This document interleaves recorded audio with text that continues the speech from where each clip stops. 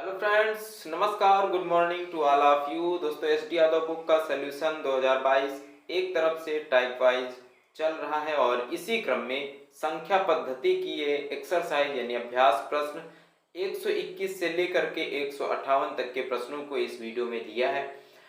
जैसा कि आप सभी को पता है कि इसमें 158 क्वेश्चन है टोटल, ठीक है। और बुक ये वाली है ना। तो इस बुक में 158 टोटल क्वेश्चन है संख्या पद्धति में। तो अब जितने भी क्वेश्चन यहाँ पर बचे थे वो सारे के सारे इस वीडियो में ले लिए हैं।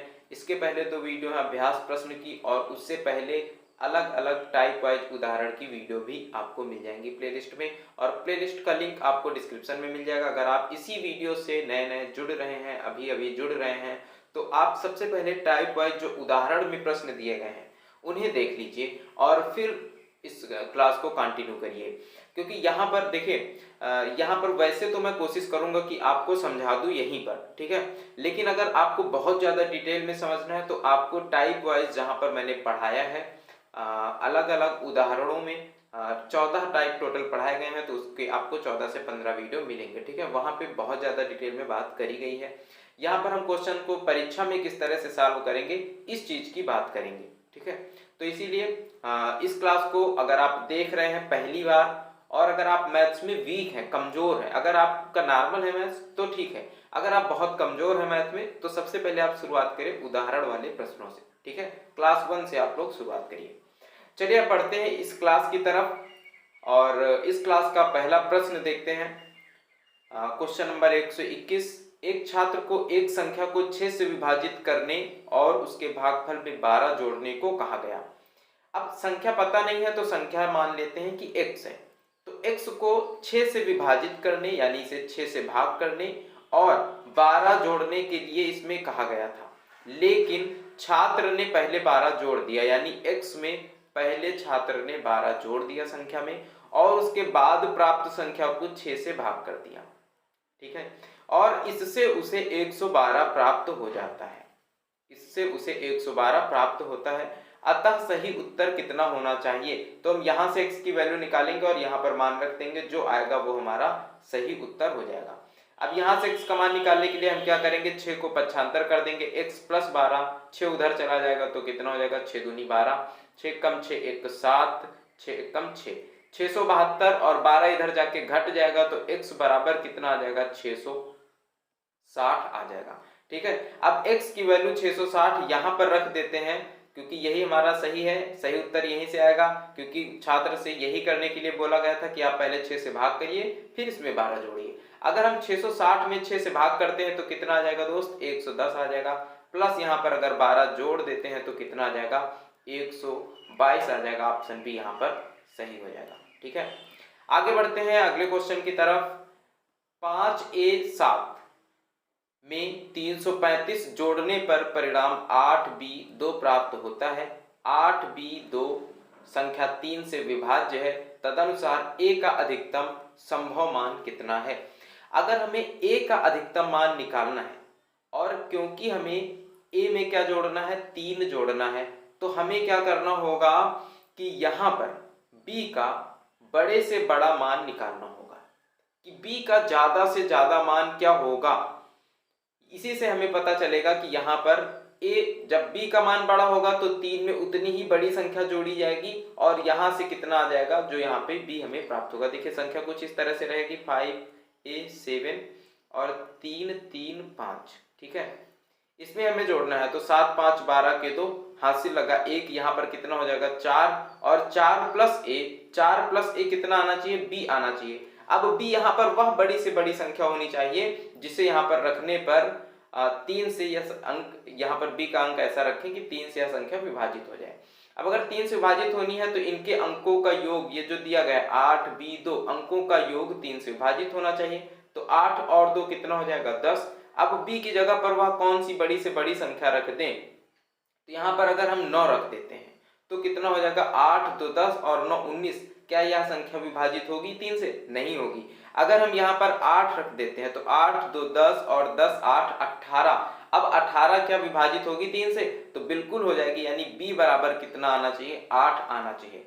और अगर अब हमें यहाँ पर 8 चाहिए, क्योंकि हमें यहाँ पर क्या प्राप्त होगा, 8b2, अगर हमें यहाँ पे 8 चाहिए तो क्या होगा, 7 5 12 के 2 हासिल लगे 4, और a की वैल्यू कितनी होनी चाहिए, यहाँ से 4 होनी चाहिए, तो 4 4 8 हो जाएगा और 5 3 8 आ जाएगा। तो a का मान यहाँ से कितना निकल करके आ जाएगा, 4 निकल करके आ जाएगा। आई होप आपको समझ में आ गया होगा। आगे बढ़ते हैं अगले प्रश्न की तरफ। तीन धनात्मक संख्याओं में पहली तथा दूसरी का गुणनफल 42, दूसरी तथा तीसरी का 56 और तीसरी तथा पहली का 48 है, तदनुसार तीसरी संख्या क्या है। पहली तथा दूसरी, हम तीन संख्याएं मान लेते हैं a b और c। a और b का गुणनफल कितना है, 42 है, ठीक है। b और c का गुणनफल कितना है, 56 है। c और a का गुणनफल कितना है, 48 है। अगर हम इनका भी आपस में गुणा कर लें तो क्या आ जाएगा, a square into B square into C square, क्योंकि a से a का गुणा होगा a स्क्वायर, क्योंकि हमें गुणा किसका करना है, A B into B C into C A, तो यहाँ से a स्क्वायर आ जाएगा into B square into C square, और जब इनका गुणा करेंगे आपस में तो कितना आ जाएगा, 42 गुणे 56 गुणे 48, ठीक है। अब a b c का होल स्क्वायर हम यहाँ पर इसे लिख सकते हैं, तो लिख लेंगे a इंटू बी इंटू सी का होल स्क्वायर बराबर क्या हो जाएगा, इनके हम गुणनखंड कर लेते हैं ना, तो 6 सत्ते 42, 6 गुणे 7 लिख सकते हैं, और 56 को लिख सकते हैं 7 गुणे 8, और 48 को लिख सकते हैं 8 गुणे में 6, ठीक है। और यहाँ से स्क्वायर हटाएंगे और यहाँ पर क्या लगा देंगे, रूट लगा देंगे। अब a इंटू बी इंटू सी यहाँ पर क्या आ जाएगा, क्या आ जाएगा, देखिए 6 और 6 से 6 बाहर आ जाएगा, और 7 7 से 7, तो क्या आ जाएगा 6 गुणे 7 गुणे 8, यहाँ पर 6 गुणे 7 गुणे 8 बाहर आ जाएगा। तीसरी संख्या हमें बतानी है कि तीसरी संख्या क्या है, और तीसरी संख्या कौन सी है, c, तो हम a इंटू बी से भाग कर देंगे, यानी 42 से भाग कर देंगे। a b c को अगर a इंटू बी से भाग कर दिया जाए तो क्या आ जाएगा, c आ जाएगा, और a इंटू बी बराबर कितना दिया गया है, 42, 7 से काटेंगे 7 छंग 42, 6 से काटेंगे 6 कम 6, तो c की वैल्यू यहाँ से क्या आ जाएगी, 8 आ जाएगी, और यही क्या हो जाएगा, आंसर हो जाएगा। देखिए इसका एक और तरीका था सॉल्व करने का, यहाँ पर आप डायरेक्ट संख्या मान लेते, a और b का गुणा करेंगे तो कितना आएगा, 7 गुणे 6, b और c का गुणा करेंगे तो कितना आएगा, 8 गुणे 7, c और a का गुणा करेंगे तो कितना आएगा, 8 गुणे में 6। यहाँ पर देखिए क्या कॉमन है, a और a कॉमन है, और यहाँ पर संख्याएं क्या कॉमन है, 6 और 6, इसका मतलब a क्या है, 6 है, और b और b यहाँ पर कॉमन है, और इन दोनों में क्या कॉमन है, 7, तो b बराबर क्या हो जाएगा, 7, और c यहाँ पर कॉमन है, यहाँ पर कौन सी संख्या कॉमन है, 8, तो c बराबर क्या होगा, 8, और तीसरी संख्या पूछी जा रही तो क्या होगा, 8। इस तरह से भी आप लगा सकते थे, लेकिन जो इसका बेसिक तरीका होगा वो यह होगा, ठीक है। आगे बढ़ते हैं अगले प्रश्न की तरफ।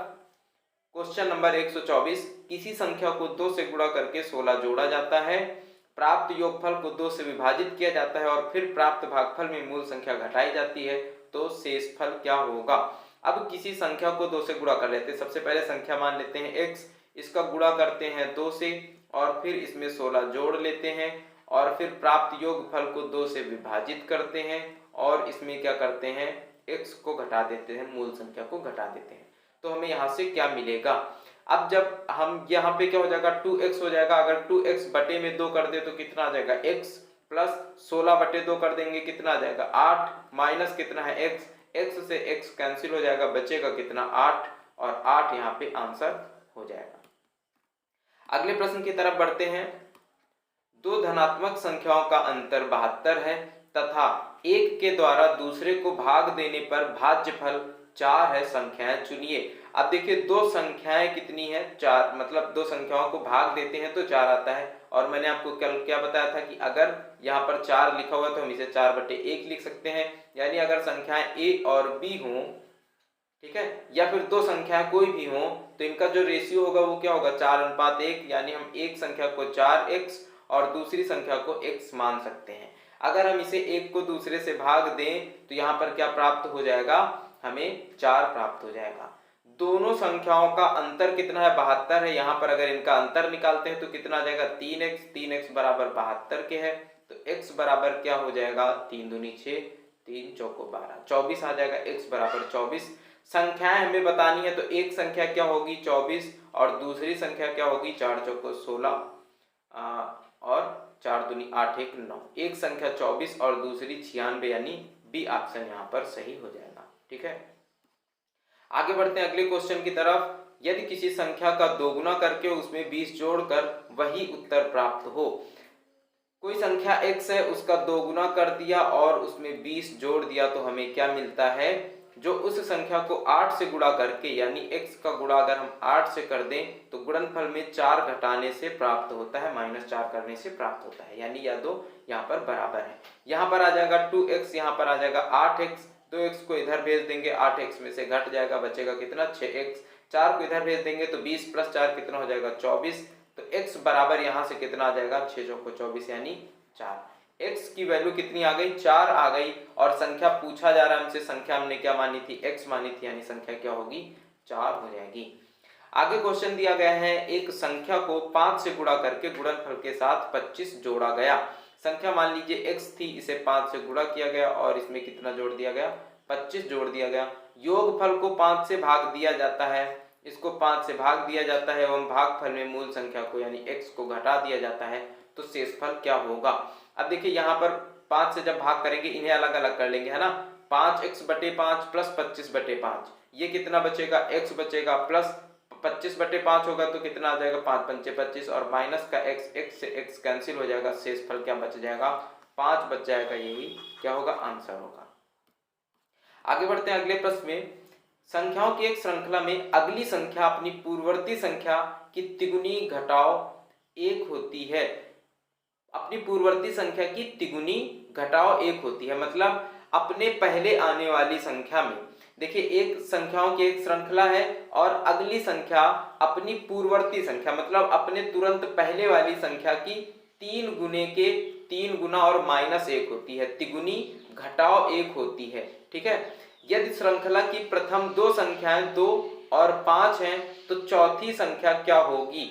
अब देखिए यहाँ पर 2 और 5 बोला क्या जा रहा है कि अपनी पूर्ववर्ती संख्या की तिगुनी घटाओ 1, यानी 2 का गुणा 3 से करेंगे, -1 कर देंगे तो कितना आ जाएगा? 3 दूनी 6, -1 5 आ जाएगा। इसी तरह से इसे भी गुणे 3 -1 करना है तो 5 × 3 = 15 और 15 - 1 क्या आ जाएगा? 14 आ जाएगा। पूछा जा रहा है चौथी संख्या क्या होगी, तो 14 × 3 = 14 × 3 = 42, -1 कितना आ जाएगा? 41 आ जाएगा। तो पहली संख्या 2 है, दूसरी 5 है, तीसरी 14 है और चौथी क्या है? 41 है। और यही 41 यहाँ पर क्या हो जाएगा? आंसर हो जाएगा। ठीक है, आगे बढ़ते हैं। 4387 की घात 245, 621 की घात 72 के गुणनफल में एकल अंक ज्ञात कीजिए। एकल का मतलब क्या होता है दोस्त? इकाई का अंक होता है। ठीक है, इकाई का अंक पूछा जा रहा है। अब यहाँ पे देखिए 7 की घात लिख लेंगे, क्योंकि इकाई का अंक निकालना है तो हमें इकाई का अंक लिख लेना है। 7 की घात, और यहाँ पे 45 को 4 से भाग करेंगे, क्योंकि हमें क्या करना होता है? घात को 4 से भाग करना होता है। जब हम 45 को 4 से भाग करेंगे तो शेषफल क्या बचेगा? शेषफल बचेगा 1। तो 7 की घात 1 गुणे 621 है। अब 1 अगर इकाई के अंक में है तो घात कुछ भी हो, हमेशा मान इकाई के अंक में क्या रहेगा? 1 ही रहेगा। यहाँ पर अगर गुणा कराएंगे तो 7 की घात 1 का मतलब 7 और गुणा 1 तो कितना आ जाएगा? 7, और यहाँ पर ऑप्शन डी सही हो जाएगा। ठीक है, आगे बढ़ते हैं। Question number 130। 122 की घात 173, यानी 2 की घात हमें क्या लिखनी है? 73 को 4 से भाग करना है, और जब 73 को 4 से भाग करेंगे तो शेषफल कितना बचेगा? 1 बचेगा, यानी इकाई के अंक में क्या आ जाएगा? 2 आ जाएगा। एकक अंक का मतलब इकाई का अंक होता है। ठीक है, आगे बढ़ते हैं अगले प्रश्न की तरफ। संख्या 57 की घात 25 -1 का अंतिम अंक अर्थात इकाई के स्थान पर क्या अंक आएगा? तो 7 की घात कितनी है? 25। 7 की घात 25 है तो 25 को 4 से भाग करेंगे, 4 × 24, शेषफल कितना बचेगा? 1, यानी 7 की घात 1 -1। यहाँ पर 7 की घात 1 का मतलब क्या आ जाएगा? 7 -1 कितना आ जाएगा? 6। तो इकाई के अंक में कौन सी संख्या आ जाएगी दोस्त? 6 आ जाएगी। ठीक है, आगे बढ़ते हैं। यहाँ पर देखिए लास्ट में क्या है? 0 और 0 की घात कुछ भी हो, इकाई के स्थान पर क्या रहेगा? 0 ही रहेगा, क्योंकि हमें केवल और केवल इकाई का अंक बताना है। अंतिम संख्या क्या है? 1 है, और 1 की घात कुछ भी रहे, इकाई का अंक क्या होगा? 1 ही होगा। ठीक है, प्लस यहाँ पर 2 लिखा हुआ है और 2 की घात 2 है, तो 2 की घात 2, 2 दूनी 4, इकाई के स्थान पर क्या हो जाएगा? 4 हो जाएगा। 3 है और 3 की घात 2 है तो 3 × 9, इकाई के स्थान पर क्या हो जाएगा? 9 हो जाएगा। ठीक है। आप अगर इन सबको जोड़ लेंगे तो 9 4 13 1 14 और 14 में इकाई का अंक क्या होगा 4 होगा। बस यही ऑप्शन डी यहाँ पे सही हो जाएगा। आगे बढ़ते हैं नेक्स्ट क्वेश्चन की तरफ। 1001 की घात 2008 है प्लस 1002 का अंतिम अंक कौन सा होगा। इकाई के अंक के स्थान पर 1 है, घात कुछ भी हो इकाई का अंक 1 ही रहेगा, प्लस यहाँ पे इकाई का अंक 2 है और इन दोनों को जोड़ देंगे तो इकाई के स्थान पर कौन सा अंक आ जाएगा दोस्त 3 आ जाएगा। देखिए आप अगर आपको यहाँ पे कुछ भी दिक्कत हो रही है तो मैंने बहुत अच्छे से और बहुत बेहतरीन तरीके से समझाया है कि इकाई का अंक कब आपको 4 से भाग करना है और कब आप ऐसे ही पता कर पाएंगे कि किसी संख्या का इकाई का अंक क्या होगा। मैंने पूरा डिटेल में समझाया है, तो आप उस क्लास को जाकर के एक बार देखिए अगर आपको यहाँ पे समझ में नहीं आ रहा है तो। ठीक है, इकाई का अंक यहाँ पे 3 होगा। और आगे बढ़ते हैं, अगला प्रश्न है 3 की घात 40 का अंतिम अंक कितना होगा। अंतिम अंक का अर्थ ही होता है क्या इकाई का अंक। 3 की घात 40 है, 4 से भाग करेंगे तो 4 से पूरी तरह विभाजित हो जाएगा और जब पूरी तरह विभाजित हो जाता है कुछ भी शेषफल नहीं बचता है तो उसकी घात क्या मानी जाती है 4। 3 की घात 4 करेंगे तो इकाई के स्थान पर क्या आ जाएगा 1 आ जाएगा, क्योंकि 3 की घात 4 का मान क्या होता है 3 त्रिका 9, 9 त्रिका 27 और 27 के 81 और 81 में देखिए इकाई का अंक क्या होता है 1 होता है, तो यहाँ पर आपका ऑप्शन ए सही हो जाएगा। ठीक है, आगे बढ़ते हैं क्वेश्चन नंबर 135। यहाँ पर 49,237 दिया गया है और हमें बताना क्या है इकाई का अंक, तो हम केवल और केवल इकाई का अंक ले लेते हैं। यहाँ से कितना लेंगे 7 गुणे, यहाँ से कितना लेंगे 5 और यहाँ से 8, यहाँ से 3 और यहाँ से 9। देखिए 5 के साथ एक सम संख्या आ गई है, इसका मतलब इकाई के अंक पर क्या आ जाएगा 0 आ जाएगा और यहाँ पर चाहे जो आ जाए। अगर 5 के साथ कभी भी आपको सम संख्या मिल जाए तो इकाई के स्थान पर क्या होगा 0 होगा और यहाँ पर ऑप्शन ए सही हो जाएगा। देखिए 5 8 40 हो जाएगा और अगर 0 आ गया तो अब आप किसी भी संख्या से गुणा करें इकाई के स्थान पर हमेशा 0 ही रहेगा। इसी तरह से ये अगली संख्या दी जा रही है 3, यहाँ पर इकाई के स्थान पर 3 है, यहाँ पे इकाई के स्थान पर 8 है, यहाँ पर 7 और 6। सबके इकाई के अंक इस तरह से लिख लेंगे। ठीक है, और इनका गुणा करा लेंगे।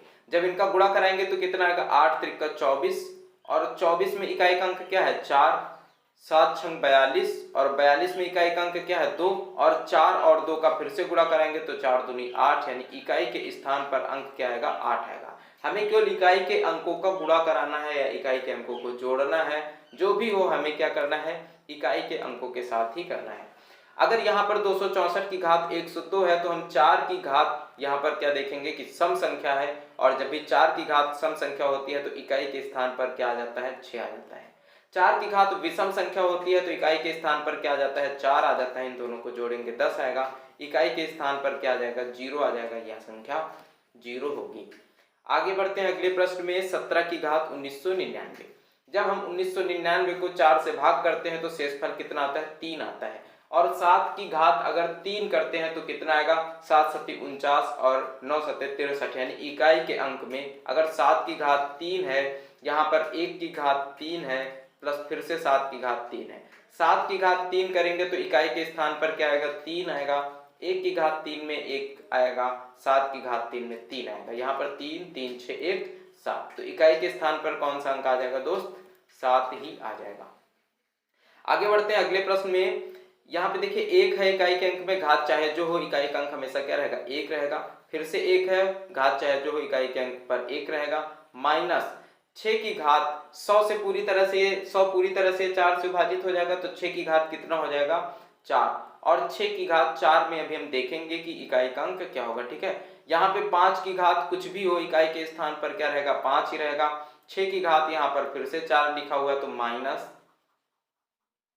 माइनस 6 की घात 4 प्लस यहाँ पर कितना लिखा हुआ है 9 लिखा हुआ है। ठीक है, तो 6 की घात 4 करेंगे इकाई के स्थान पर क्या आएगा तो 6 की घात भी हम कुछ भी करें 6 छाके 36 36 और फिर 6, तो 6 की घात भी कुछ भी रहे इकाई के स्थान पर क्या ही आएगा 6 ही आ जाएगा, तो इसकी घात भी लिखने की हमें यहाँ पे कोई जरूरत नहीं है। ठीक है, अब हम इन्हें जोड़ घटा लेंगे तो 9 5 14 और 14 में से 12 घटेंगे 2 बचेगा, 2 1 3 1 4, यहाँ पर कितना आ जाएगा 4 आ जाएगा इसका मान और इकाई के स्थान पर क्या होगा 4 हो जाएगा। ठीक है, आगे बढ़ते हैं अगले प्रश्न की तरफ। 2153 की घात 167 है।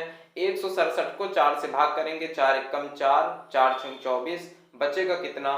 3। शेषफल बचेगा 3 की घात 3। और जब 3 की घात 3 है तो इकाई के स्थान पर कौन सा अंक होगा? 7 होगा। 3 त्रिक का 9 और 9 त्रिक का 27, और 27 में इकाई का अंक क्या होता है? 7 होता है। ऑप्शन सी यहाँ पे सही हो जाएगा। अगला प्रश्न दिया गया है 134 की घात 94। तो 4 की घात कैसी संख्या है? सम संख्या है, और जब 4 की घात सम संख्या हो तो क्या आ जाता है? 6 आ जाता है। 4 की घात विषम संख्या है 95, तो 4 की घात विषम संख्या में क्या आ जाता है? 4 आ जाता है, और 6 4 कितना होगा? 10। इकाई के स्थान पर कौन सा अंक होगा? 0 हो जाएगा। ठीक है, आगे बढ़ते हैं। एक संख्या का 65% उस संख्या के 4/5 भाग से 21 कम है। एक संख्या है x और इसका 65% उसी संख्या के यानी x के 4/5 भाग से 21 कम है, तो वह संख्या क्या होगी? x का मान हमें बताना है। 5 से काट देंगे तो 13 पची 65, और 5 से काटेंगे तो 20 पंचे 120 इधर आ जाएगा। ठीक है, 20 को उधर पक्षांतर कर देंगे। उससे पहले हम क्या करेंगे कि 5 यहाँ पे एलसीएम ले लेंगे। सबसे पहले हम लिख लेते हैं इसे इसी तरह से, 13x बटे में 20, और 5 एलसीएम ले लेते हैं तो कितना आएगा? 4x माइनस का 5 एकम 5, 5 दूनी 10, 105 बटे में 5। 5 से काट देंगे तो 5 चौको 20। अब ये 13x इधर लिखा रहेगा, 4 को इधर भेजेंगे तो 4 चौको 16x माइनस के 4 पंचे 20, और 4 एकम 4, 420 आ जाएगा इधर। ठीक है, अब 420 को हम इधर भेज देंगे बराबर के, और 13x को इधर भेजेंगे। जब 13x को इधर भेजेंगे तो कितना बन जाएगा? 3x बचेगा बराबर 420 को इधर भेज देंगे तो बनेगा 420। x बराबर कितना आ जाएगा? 3 एकम 3, 3 चौको 12 यानी 140, और ऑप्शन ए यहाँ पर सही हो जाएगा, क्योंकि संख्या कौन सी मानी थी? x। एक संख्या के 2वां का 1/10वां भाग 240 है, तदनुसार वह संख्या क्या है? मान लीजिए संख्या x है और x का 2वां और 2वां का 1/10वां भाग कितना है? 240 है, तो वह संख्या क्या होगी? x की वैल्यू क्या होगी? 2 से काटेंगे 2 पंचे 10, 5 से गुणा करा देंगे 0, 5 चौको 20 का 0, 5 दूनी 10, 10 दो 12, कितना आ जाएगा? 12 आ जाएगा। x का मान यहाँ पे 1200 आ जाएगा। कौन सा ऑप्शन सही हो जाएगा? ऑप्शन बी यहाँ पे सही हो जाएगा। ठीक है, आगे बढ़ते हैं। Question number 144। 6 की घात 333, 7 की घात 222, 8 की घात 111 में अभाज्य गुणनखंडों की संख्या कितनी है? हमें यहाँ पे अभाज्य गुणनखंडों की संख्या निकालनी है। अब सबसे पहले ये देखिए कि 6 की घात जो 333 है, इन्हें हम अभाज्य गुणनखंड में तोड़ेंगे। ये 6 क्या होगा? 2 की घात 333 गुणे 3 की घात 333, क्लियर है? गुणे 7 की घात कितनी है? 222, और यह एक अभाज्य संख्या है ही। इसी तरह से 8 को हम क्या लिख सकते हैं? 2 की घात 3। ठीक है, 2 की घात 3 और इसकी होल पावर कितनी है? 111।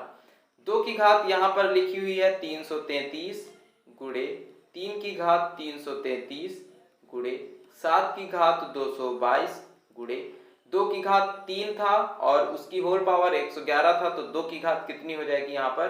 3 एकम 3, 3 एकम 3, 3 एकम 3, यानी 2 की घात 333। यह भी अभाज्य संख्या, यह भी अभाज्य, यह भी अभाज्य, और यह भी अभाज्य संख्या है। ये सबके सब क्या है? अभाज्य गुणनखंड। लेकिन कितने कितने हैं? 2 कितने बार है? 333 बार। 3 कितने बार है? 333 बार। और यह 2 कितने बार है? 333 बार। अब चाहे तो इस 2 और इस 2 को यहाँ पर गुणा कराएंगे तो 2 की घात कितनी हो जाएगी? 666 हो जाएगी। ठीक है, तो इन सबको क्या करेंगे? हम जोड़ देंगे। 333 और 3 कितने हैं? 333, और 7 कितने हैं? 222, और ये वाले 2 कितने हैं? 333। इन सबको जोड़ेंगे तो 3 3 6 3 9 9 2 11, 11 का 1 हाथ से लगा 1, 3 3 6 3 9 3 12, 12 के 2 हाथ से लगा 1, 3 3 6 3 9 3 12, कितना आ जाएगा? 1221। यानी यहाँ पर अभाज्य गुणनखंडों की संख्या कितनी है? 1221 है। आगे बढ़ते हैं अगले प्रश्न में। वह संख्या कौन सी है जिसका, संख्या मान लेते हैं x का 1/5 भाग में 4 वृद्धि करने पर 4 की वृद्धि उसके 1/4 में इस संख्या के 1/4 में 10 की कमी के बराबर हो जाती है। ठीक है, तो हम इस 10 को इधर भेज देते हैं, कितना हो जाएगा 14, और 5 को एलसीएम ले लेंगे तो x प्लस 14 पंचे 70 बटे में 5 बराबर x बटे कितना होगा 4 होगा। 5 को इधर भेजेंगे, 4 को इधर, तो ये कितना हो जाएगा 4x प्लस 280 बराबर 5x। x को इधर भेज देंगे तो x बराबर क्या हो जाएगा 280, और x हमने संख्या मानी है, यही क्या होगी 280 हो जाएगी। आगे बढ़ते हैं, अगले प्रश्न में पूछा जा रहा है कि इन संख्याओं में अभाज्य गुणनखंडों की कुल संख्या कितनी है। तो अभाज्य गुणनखंड बनाने के लिए संख्या को 5 के रूप में तोड़ेंगे, क्योंकि 5 एक अभाज्य संख्या, 5 की घात क्या लिखा है 2, और उसकी होल पावर 10 है, तो 5 की घात कितनी हो जाएगी 20 हो जाएगी। 24 लिखा हुआ है, इसको अभाज्य गुणनखंडों में तोड़ेंगे तो 2 गुणे 2 गुणे 2 और गुणे 3 के रूप में ये टूटेगा। ठीक है, तो 2 गुणे 2 गुणे 2 यानी 2 की घात 3, और यहाँ पर 20 लिखा हुआ है, तो गुणे 2 की घात कितना हो जाएगा 60, और गुणे में 3 की घात कितना हो जाएगा 20। ठीक है, अब यहाँ पर गुणा करेंगे, 26 लिखा हुआ है, 26 की घात 25, तो ये कितना होगा 2 की घात 25 गुणे 13 की घात 25। ठीक है, अब यहाँ पर अभाज्य गुणनखंडों की संख्या टोटल कितनी है, इन घातों को जोड़ लेंगे। 5 कितने हैं 20 हैं, और 2 कितने हैं 60 प्लस 25 कितने हैं यहाँ पर 6 तो 8 यानी 85 हैं, और 3 की संख्या कितनी है 20, 13 की संख्या कितनी है 25। अगर इन सबको जोड़ लेते हैं तो क्या आ जाएगा 5 5 10 का 0 हासिल लगा 1, 3 2 5 5 2 7 और 8 कितना होगा 15, यानी कितने हैं टोटल 150। अभाज्य गुणनखंडों की संख्या 150 आ जाएगी। आगे यहाँ पर बोला जा रहा है कि 50 से लेकर के 1000 के मध्य पड़ने वाली पूर्ण वर्ग संख्याओं की संख्या होगी। कितनी पूर्ण वर्ग संख्या होंगी, तो 7 की घात 2 करेंगे तो कितना होगा 49 होगा, और 49 50 से कम है, यानी 8 की घात 2 से शुरू होगा। 8 स्क्वायर कितना होता है 64 होता है, और यह 50 के पास आएगा, यानी 50 से ज्यादा होगा और 1000 से कम होगा। ठीक है, और अगर हम यहाँ पर बात करें अगर हम यहाँ पे बात करें 30 की, तो 30 का स्क्वायर कितना होगा 900 होगा। ठीक है, अगर बात करें 35 की, तो 35 का स्क्वायर कितना होगा 1225 होगा। अब हमें देखना है कि 1000 से कम किसका स्क्वायर है। अगर हम 31 का स्क्वायर करते हैं तो क्या होगा 1 और 3 दूनी 6, 3 त्रिका 9, 961 हो जाएगा। अगर 32 का स्क्वायर करके देखते हैं तो कितना होगा 2 दूनी 4, 3 दूनी 6, 6 दूनी 8, 3 त्रिका 9, 984 होगा।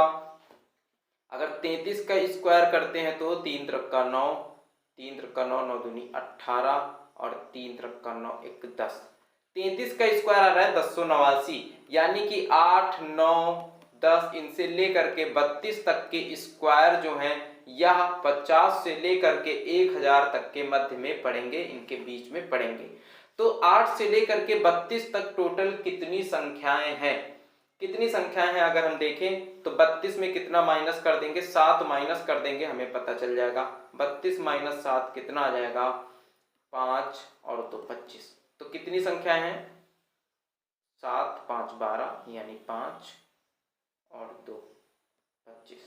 तो टोटल 25 संख्या होनी चाहिए। 50 से 1000 के मध्य पड़ने वाली पूर्ण वर्ग संख्याओं की संख्या।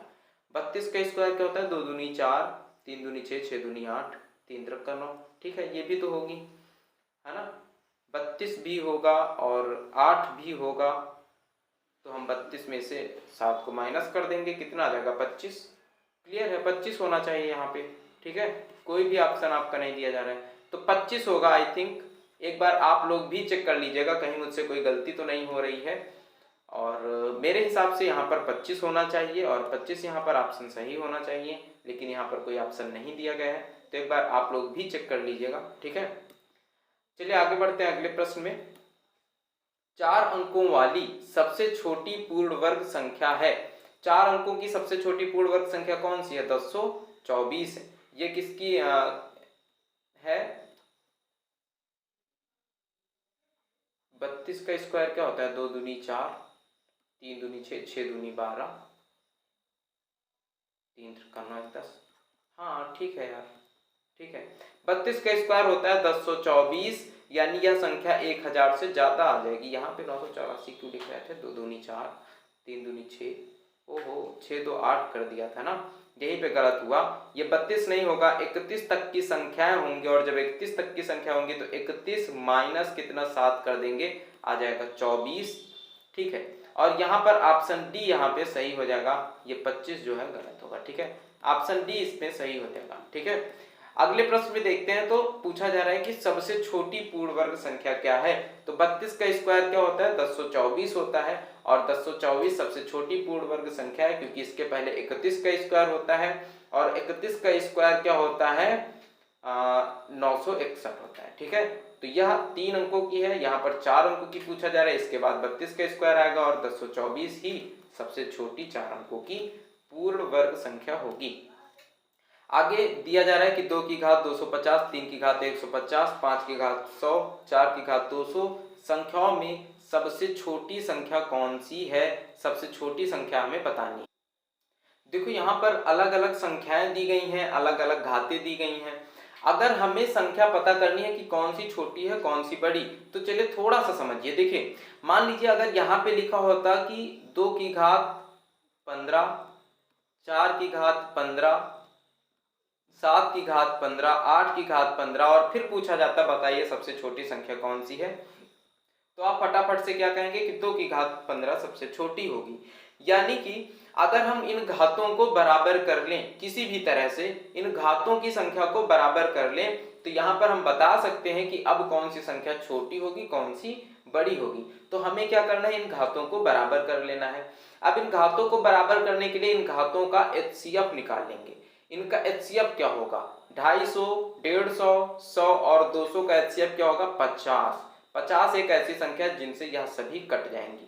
तो 2 की घात 5 और 5 की घात 50, क्या 2 की घात 250 को हम इस तरह से लिख सकते हैं, 5 पंचे 25 कितना 250 ही होगा, वही चीज लिखा हुआ है। ठीक है, इसी तरह से 50 से भाग करेंगे तो 50 और 3 की घात 3, और इसकी घात कितनी लिख सकते हैं, 50 लिख सकते हैं। इसी तरह से 5 की घात 2 और इसकी घात 50 लिख सकते हैं। इसी तरह से 4 की घात 4 और यहाँ पर की होल पावर 50 ये लिख सकते हैं। ठीक है, सबसे छोटी संख्या में बतानी है। अब 2 की घात 5 का मान क्या होता है, 32 होता है। 2 दूनी 4, 4 दूनी 8, 8 दूनी 16, 16 दूनी 32, और 32 की घात क्या है, 50।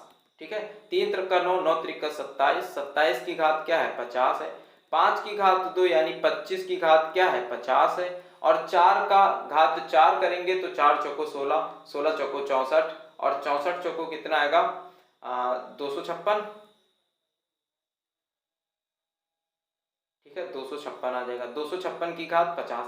पूछा क्या जा रहा है, सबसे छोटी संख्या कौन सी है। तो यहाँ पर देखिए अब तो पता चल गया ना, घातें जब समान हैं तो सबसे छोटी कौन सी है, 25 की घात 50 सबसे छोटी है। और यह किसे लिखा गया है, 5 की घात 2 की घात 50, यानी 5 की घात 100 यहाँ पर सबसे छोटी संख्या होगी। ठीक है, समझ गया ना किस तरह से करना है।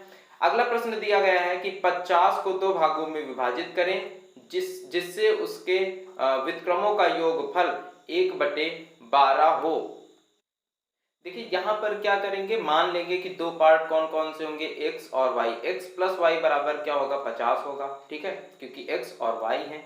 अब अगर हम यहाँ पर 1/x प्लस 1/y कर दे तो कितना आ जाएगा, व्युत्क्रमों का योगफल 1/12 आ जाएगा। अगर इन्हें जोड़ लेते हैं तो कितना आएगा, x इंटू वाई बराबर x प्लस वाई बराबर कितना है, 1/12। x प्लस वाई का मान है 50, तो x इंटू वाई बराबर कितना आ जाएगा, 12 गुणे 50 यानी 600। x इंटू वाई बराबर कितना आ जाएगा, 600 आ जाएगा, और x प्लस वाई बराबर कितना आएगा, 50 आएगा। तो अब हमें ये देखना है कि 2 ऐसी संख्याएं ढूंढ लेते हैं। अब हमारे पास ऑप्शन है, 2 ऐसी संख्याएं ढूंढ लेते हैं जिनका गुणा करने पर 600 आ जाए और जोड़ने पर 50। तो जोड़ने पर तो 50 सब में आ रहा है, लेकिन गुणा करने में 600 किन 2 संख्याओं को आ रहा है। अगर इन्हें गुणा करेंगे तो 8 दूनी 16 इकाई का अंक 6 होगा, यहाँ से 600 नहीं मिलेगा। 5 यहाँ पर इकाई का अंक होगा, यहाँ से भी 600 नहीं मिलेगा। ठीक है, और 3 दूनी 6, जैसे इन्हें गुणा करते हैं तो इकाई का अंक 0 आ गया, और यहाँ पर 3 दूनी 6 टोटल संख्या गुणा करने पर कितना आएगा, 600। जोड़ देंगे कितना आएगा, 50। इसीलिए यह ऑप्शन सही हो जाएगा, यह भी क्या होगा, गलत हो जाएगा। ठीक है, आगे बढ़ लेते हैं अगले प्रश्न की तरफ। यदि कोई संख्या 31 से उतनी बड़ी है जितनी वह 75 से छोटी है। अब देखिए, अगर संख्या 31 प्लस कुछ मान लीजिए कितनी बड़ी है, x बड़ी है। अब संख्या क्या होगी, 31 प्लस x होगी, है ना। संख्या हमने क्या मानी, 31 प्लस x एक संख्या है, तो यह संख्या 31 से कितनी बड़ी है, x बड़ी है। अब यह संख्या 75 से कितनी छोटी होगी, तो 75 से भी x ही छोटी होगी। x को इधर भेज देंगे तो 2x हो जाएगा, 31 को इधर भेजेंगे तो कितना हो जाएगा, 75 माइनस 31, 5 में 1 घटेगा 4, 7 में 3 घटेगा 4, तो x बराबर यहाँ से कितना आ जाएगा, 22 आ जाएगा। तो संख्या क्या होगी, हमें बताना है संख्या, और संख्या कितनी बड़ी है, x 31 से x बड़ी है, यानी संख्या 31 से 22 बड़ी है। 22 प्लस 31 कर देंगे तो 2 1 3 3 2 5, यानी संख्या जो है वो कितनी है, 53 है। ठीक है, आगे बढ़ते हैं अगले प्रश्न की तरफ। एक संख्या में 5/7 जोड़ने पर योग 1 हो जाता है, तदनुसार वह संख्या कौन सी है। ठीक है, तो संख्या मान लेते हैं कि x है, इसमें कितना जोड़ा, 5/7 जोड़ा तो 1 मिल गया है। x बराबर क्या करेंगे, 5/7 उधर ले जाकर के 1 में माइनस कर देंगे, तो 1 माइनस 5/7 कितना आ जाएगा, x बराबर 7 कम 7 माइनस 5 2/7 आ जाएगा। अब यह 2/7 यहाँ पर ऑप्शन नहीं दिया गया है, और ऑप्शन कुछ इस तरह से है, 5/7 का 50%, 5/7 का 60%, 5/7 का 30%, 5/7 का 40%। तो नीचे तो सब में 7 है, हम ऊपर वाले अंश में देखेंगे और जो परसेंट है कि क्या 5 का 50% निकाल करके हमें 2 मिल जाएगा। तो 5 का 50% निकालेंगे कितना मिलेगा, 2.5। 5 का 60% निकालेंगे तो कितना मिलेगा, 3 मिल जाएगा। अगर 5 का 30% निकालते हैं तो 1.5 मिलेगा, और 5 का 40% निकालते हैं तो 5 चौको 20, कितना मिल जाएगा, 2 मिल जाएगा। यानी ऑप्शन डी यहाँ पर सही होगा। 5/7 का 40% अगर निकाला जाए तो कितना आ जाएगा, 5 दूनी 10 और 2 दूनी 4, कितना आ जाएगा, 2/7 आ जाएगा। यही ऑप्शन हमारा सही हो जाएगा। ठीक है, आगे बढ़ेंगे। 153 नंबर, वह संख्या ज्ञात कीजिए जिसका 1/7 भाग उसके 1/11 भाग से 100 अधिक है। x का 1/7 भाग x के 1/11 भाग से कितना अधिक है, 100। तो 1/11 भाग इधर लाकर घटा देंगे, x/7 माइनस x/11 बराबर कितना है, 100। ठीक है, 77 यहाँ पर एलसीएम लेंगे, इधर 11x आ जाएगा माइनस 7x बराबर में 100। 77 को इधर भेज देंगे तो कितना हो जाएगा, 7700 हो जाएगा, है ना। और 11x में से 7x घटा देंगे तो कितना बचेगा, 4x बच जाएगा। अब 4 से हम इसे विभाजित कर देंगे तो x बराबर कितना आ जाएगा, 4 कम 4 और 4 ने 36, 4 दूनी 8, 4 पंचे 20, कितना आ जाएगा, 1925 यहाँ पर आ जाएगा। आगे बढ़ते हैं अगले प्रश्न की तरफ, और अगला प्रश्न दिया गया है, यदि किसी संख्या का 1/9 उसके 1/10 से 4 अधिक है, यानी x का 1/9 जो है वो x के 1/10 से कितना अधिक है, 1/10 से 4 अधिक है, तो संख्या क्या होगी, x का मान निकालना है। x/10 इधर ला करके घटा देंगे तो एलसीएम कितना हो जाएगा, 90 हो जाएगा, और यहाँ पर कितना आएगा, 10x माइनस कितना हो जाएगा, 9x बराबर कितना दिया गया है, 4। यहाँ से अंतर कितना आ जाएगा, x, और 90 गुणे 4 कितना हो जाएगा, 360। संख्या कितनी हो जाएगी, 360 हो जाएगी। ठीक है, आगे बढ़ते हैं अगले क्वेश्चन की तरफ। लघुत्तम अभाज्य संख्या क्या है, सबसे छोटी अभाज्य संख्या। दोस्तों आप सभी को पता होना चाहिए ये चीज कि सबसे छोटी अभाज्य संख्या 2 होती है, क्योंकि अब यहाँ पर समझ लीजिए अभाज्य संख्याओं की कंडीशन क्या होती है। कई लोग 1 को अभाज्य संख्या बोल देते हैं, लेकिन 1 अभाज्य संख्या नहीं होती है। अभाज्य संख्या की कंडीशन होती है कि अभाज्य संख्या में 2 गुणनखंड होते हैं। जिन संख्याओं में 2 गुणनखंड हों, केवल 2 गुणनखंड, ठीक है, वह अभाज्य संख्या होगी। और वो 2 गुणनखंड कौन कौन से होते हैं, एक तो 1 होता है और दूसरा वह संख्या स्वयं। अब जैसे यहाँ पर 2 है तो 2 के कौन कौन से गुणनखंड है, एक तो 2 है और दूसरा 1। और एक में क्या होता है, केवल एक ही गुणनखंड होता है, इसलिए यह अभाज्य संख्या नहीं होती है। तो सबसे छोटी अभाज्य संख्या 2 और सबसे छोटी और एकमात्र सम अभाज्य संख्या भी क्या है, 2 है, इसलिए यहां से प्रश्न बहुत पूछा जाता है। ये भी पूछ लिया जाता है कभी कभी कि एकमात्र सम अभाज्य संख्या कौन सी है, तो कौन सी है, 2। अब यहाँ पर पूछा जा रहा है कि अभाज्य गुणनखंडों की संख्या ज्ञात करो। 8 की घात 20 है, इसे क्या लिख सकते हैं, 2 की घात 3 और 2 की घात 3 की होल पावर 20, कितना हो जाएगा, 3 दूनी 6 यानी 2 की घात 60, गुणे 3 की घात 24 और 5 की घात 24, इसे लिख सकते हैं गुणे 5 की घात 24, और 17 भी अभाज्य संख्या, 17 की घात 15। यहाँ पे घातों को जोड़ लेंगे और हमें अभाज्य गुणनखंड प्राप्त हो जाएंगे। घातें क्या है, 60 प्लस 24 प्लस 24 प्लस 15, कितना होगा, 5 4 9 9 4 13, 13 के 3, यहाँ पर देखिए एक ही ऑप्शन है जिसमें इकाई अंक 3 है, बस यही हमारा आंसर हो जाएगा। ठीक है, आगे बढ़ते हैं अगले प्रश्न की तरफ। प्रश्न क्या है, ऊंटों के एक झुंड का 1/4 जंगल में देखा गया और झुंड के वर्गमूल का 2 गुना पहाड़ों पर चला गया। मान लीजिए कि ऊंटों के झुंड में जो टोटल ऊंट थे वो थे x, तो इनका 1/4 कहाँ मिला, जंगल में, और झुंड के वर्गमूल का 2 गुना प्लस झुंड में कितने टोटल ऊंट थे, x, और x के वर्गमूल का 2 गुना कहाँ पर चला गया, पहाड़ों पर चला गया। और अगर हम इन x में से यानी टोटल ऊंटों में से इन्हें घटा देते हैं तो शेष कितना बचा है, 15 बचा है। बताइए ऊंटों की कुल संख्या क्या थी। अब देखिए हमसे यहाँ पर ऊंटों के वर्गमूल का बताया जा रहा है 2 गुना, तो हम यहाँ पर देखते हैं कि किस संख्या का वर्गमूल आसानी से निकाला जा सकता है। जैसे यहाँ पर एक संख्या 36 है, तो सबसे पहले हम इसको यहाँ पर रख करके देख लेते हैं x की जगह पर। ठीक है, तो अगर हम x की जगह पर 36 को रखें यानी ऊंटों की टोटल संख्या 36 मान ले, तो क्या होगा, 36 माइनस 36/4 कितना आ जाएगा, 9, प्लस यहाँ पर रूट x है, रूट x क्या हो जाएगा, 6 हो जाएगा, और 6 दूनी 12, क्या यहाँ पर 15 आएगा, ये देख लेते हैं। ठीक है, तो 36 माइनस 12 9 कितना हो जाएगा, 1, और यहाँ पर कितना आ जाएगा, 21, सॉरी यहाँ पे 36 माइनस 21 कितना आ जाएगा, 5 और 1 15 आ जाएगा। इसका मतलब यहाँ पर ऊंटों की संख्या क्या होगी, 36 होगी, और यही हमारा आंसर सही हो जाएगा।